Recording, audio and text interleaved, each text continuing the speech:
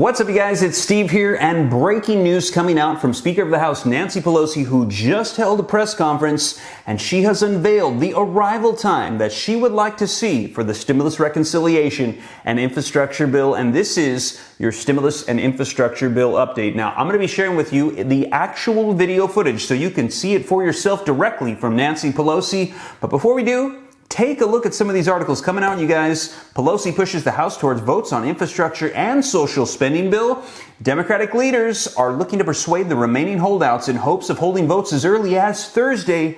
Today, that's right. Nancy Pelosi saying, let's get this done in the House of Representatives today to have it ready to move on to the Senate tomorrow, Friday, despite what we've just heard from Senator Joe Manchin. Nancy Pelosi saying full speed ahead. In this video footage, you're going to be hearing her address Senator Joe Manchin and how she'd like to get this done right now, you guys. So let's go ahead and take a look at the video footage. But first, let's look at this article. But before we do that, don't forget we also have bipartisan support for smashing the like button. Just takes a second, really helps out the channel a ton. Thank you so much. Also, leave your comments, share this out. If you want to stay up to date on everything going on, and I know there's a lot, I'm doing about 2 or 3 videos per day, smash the subscribe button and turn on the notification bell. I'll keep you up to date. And if you got any questions for me, shoot them to me in the DM on Instagram at SteveRam3. But you guys, take a look at this article, link in the description below. I always cite my sources so you can see them for yourself. Speaker of the House Nancy Pelosi readied her chamber for a vote on the party's social spending and climate package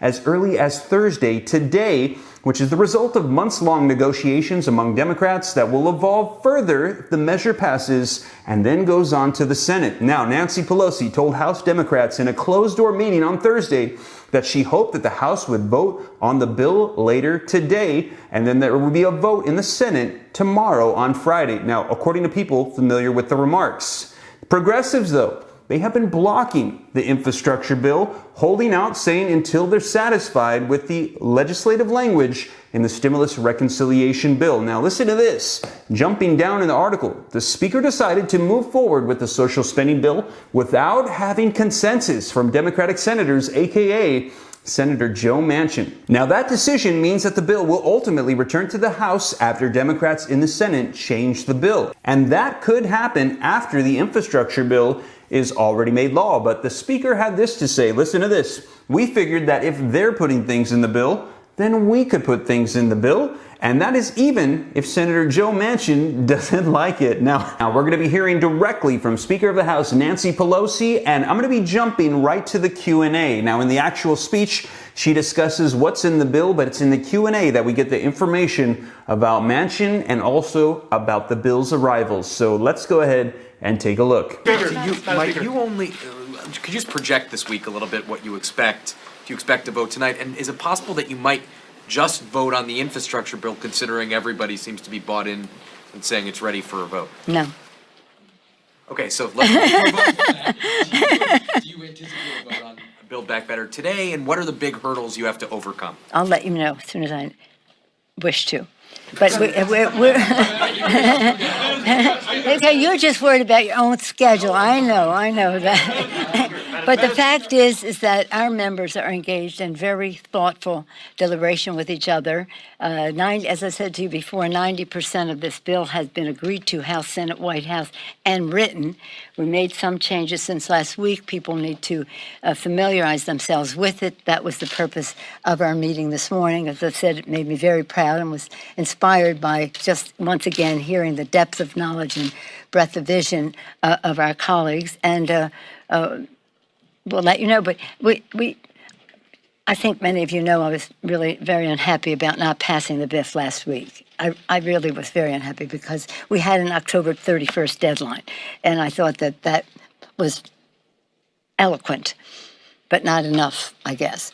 So now we're going to pass both bills, but in order to do so, we have to have votes for both bills, and that's where we are. Thank you, Madam Speaker. You just mentioned that you don't want members to vote on something that may not have a good prospect when it goes over to the Senate. When it comes down to paid family leave, which is now included in this bill, Senator Joe Manchin believes that it shouldn't be in this bill. Do you believe that the president can convince him otherwise? And what's your message to Senator Manchin on why it deserves to be in this bill? Well, I don't make it a habit of talking to Senator Manchin on the TV. We're friends. I respect him. He's a good person. He's agreed to so much that is in the bill. Universal pre-K and child care, agreed to the Affordable Care Act, expanded to embrace those who are left out of the Medicaid, especially our seniors who depend on that for long-term care. He's been supportive of the child tax credit. There's so many things, home health care and the rest. Some of the stuff in green, we're not finished with that yet, but we've had some areas of agreement there. So, but the fact is, there's one difference between some of these issues, like hearing. It's not for hearing in the bill. Hearing has a very broad universal support in our caucus. In terms of family medical leave, that has big, broad, it's no sacrifice for anybody to vote for something that might not see the light of day. And these, we hope, will see the light of day. We can afford it. It's universal. It's compromise. 4 weeks. I'd rather have it longer. I want it 6 weeks because that's when little babies can finally be able to go to child care, but nonetheless, 4 weeks. So my message to, not Joe Manchin, I mean, we talk enough, he knows what my message is, but with all the respect in the world for the point of view he represents, I disagree. I think that this is appropriate for this legislation. It fits very comfortably with child care, health care, home care, family and medical leave, and it has the full support of our caucus. There are other issues that, for example, registry, which may or may not, people will be willing to vote for it if there's a real prospect for success in the Senate. And we'll have to see what that is. So we have reserved the right to make distinctions among them. And just to respond to some moderates who have said maybe they need more time to review this legislation. Well, you know, this has been up for, first of all, this is the bill. Basically, we had $3.5 trillion. And then we had to cut it in half, so that was drastic. And that's what was posted last week. Now we asked for public comment. And we have public comment, you act upon the comment, and that is what this would ordinarily be a situation more on the subject you ever want to know and reject it as soon as these bills are passed because it will not be useful in your life for the future. On reconciliation, you really can't do an expansive manager's amendment. Normally, regular order, we put the bill out last week, there are changes, manager's amendment, pass it on. Reconciliation, you have to have it embraced in the totality of another amendment, but it's really that it contains it all so that it adds up, because that's what reconciliation is about. And so when people are saying, well, this is a whole new bill, no, it isn't. But if you imagined it as a manager's amendment, it might be easier to grasp because you're just seeing the differences, and that's what members presented today. So again, no manager's amendment with reconciliation that is substantive. Therefore, you have to cloak it or couch it in a similar, this is called amendment, last week was called an amendment as well. An amendment in the nature of a substitute. Is that going to serve you well in your life? Yes, sir? Your leadership took a whip count. The deadline was about a half hour ago. I'm sorry? Your leadership took a whip count of your members on the Build Back Better Act. The deadline for that was about a half hour ago. Are there Democrats still saying that they're not going to vote for this? Do you have the votes to pass this by the end of the week? Well, you were my priority. I came right from the caucus to this meeting, so I'm not familiar with what that is. But again, we have questions that members have, whether it's about, is it really paid for? That was one of the questions. Yesterday, we had a session where I listened to them, and they want to know, is it really paid for and how? We had this morning, Richie Neal and Brian Deese from the White House talk about how it was, and with the idea, that was early. That at 10 o'clock, the Joint Tax Committee would be, that would be released. Have you seen it? You've seen it. Okay, so that was one piece. The other piece was about inflation, and we had the experts' opinions, and in fact, very recent today from Moody's that if the bill was paid, since it is paid for, it would not increase inflation.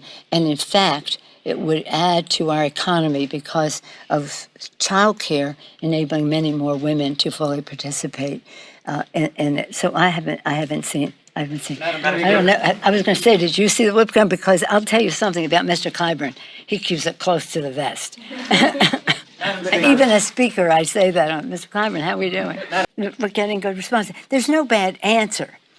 It is what it is. There's a certain objectivity to it. It is what it is. Because whatever it is, this is the greatest, monumental, historic piece of legislation that any of us will ever be a part of it.